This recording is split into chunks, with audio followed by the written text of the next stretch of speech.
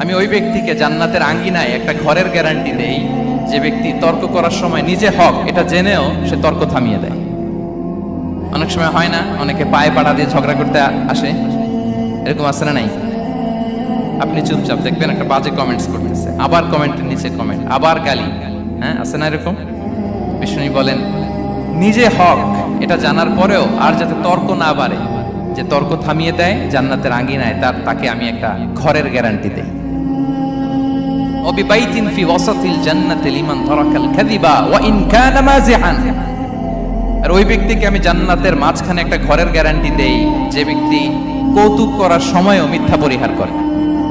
করতেছে কৌতুক, ফান করতেছে, আর হি ইজ কিডিং, পান করে কৌতুক করে, কিন্তু কৌতুকের সময়ও সে মিথ্যা বলে না।